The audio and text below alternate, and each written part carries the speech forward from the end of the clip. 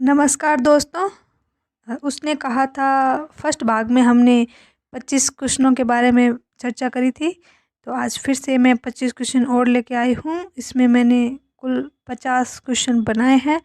उम्मीद है आपके लिए उपयोगी होंगे। तो शुरू करते हैं। प्रश्न नंबर 26 है। उसने कहा था कहानी को पढ़ने से मन में कौन से भाव जागृत होते हैं? ए निश्चल प्रेम, ब त्याग, से वीरता और राष्ट्रभक्ति, या उपरोक्त सभी। प्रश्न नंबर 27 है। कुड़माई शब्द का क्या अर्थ है? शादी, गोना, सगाई, या इनमें से कोई नहीं।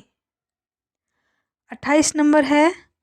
उसने कहा था कहानी में मुख्य वर्णित शहर कौन सा है? ए अमृतसर, ब पंजाब, से आगरा, द कोई नहीं। प्रश्न नंबर 29 है। उसने कहा था कहानी का कथानक कैसा है? ए भाव प्रधान, ब वेदनापूर्ण, से देशभक्तिपूर्ण, या द प्रेमपूर्ण।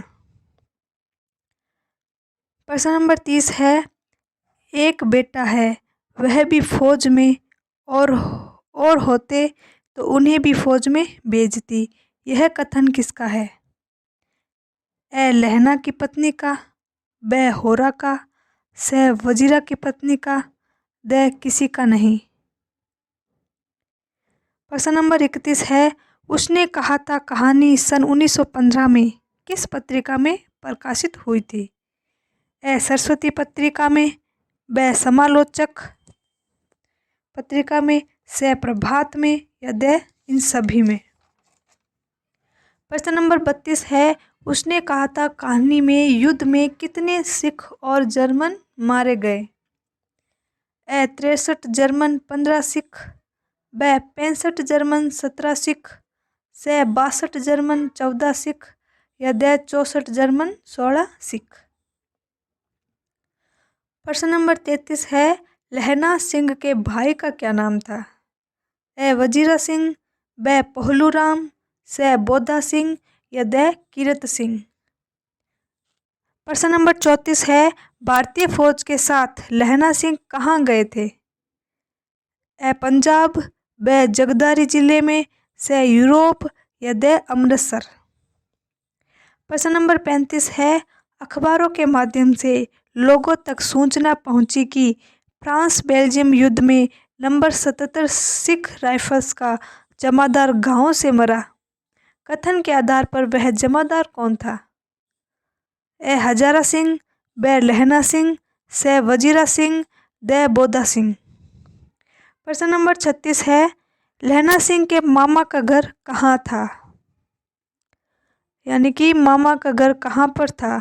ए मांझे में, ब मगरे में, से गुरु बाजार में, या द कहीं नहीं। प्रश्न नंबर 37 है। उसने कहा था कहानी में कौन कौन से पात्र थे? इनमें सही पात्रों का चयन करना है। ए लहना सिंह, वजीरा सिंह, कीरत सिंह, सतरा सिंह, या बोधा सिंह।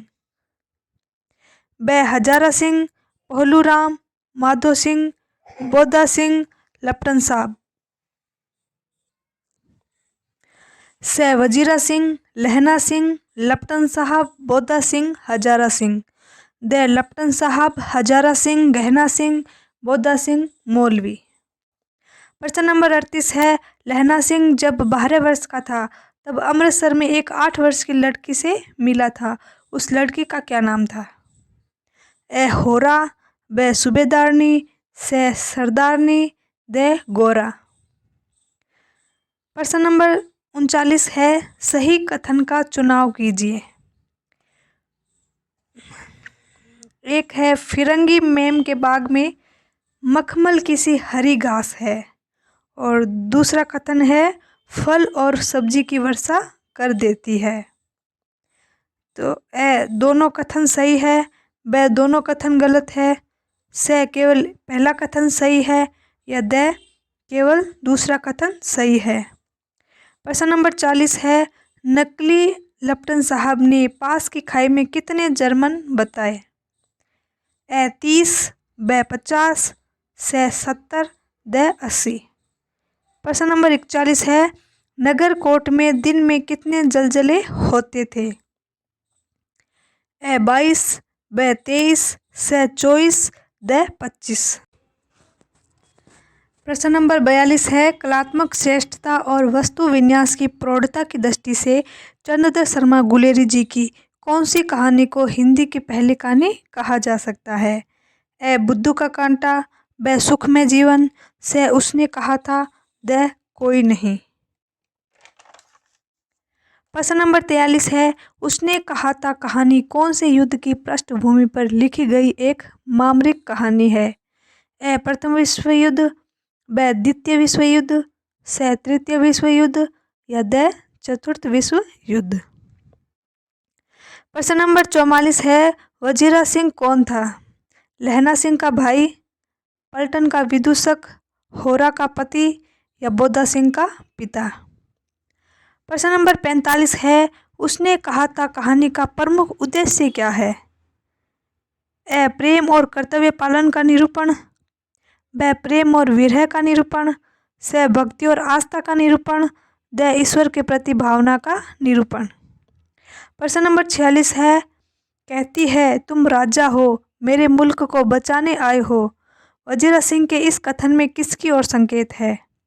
ए होरा, ब सूबेदारनी, से फिरंगी मैम, या द रानी। प्रश्न नंबर 49 है, उसने कहा था कहानी में अंतर सिंह कौन था?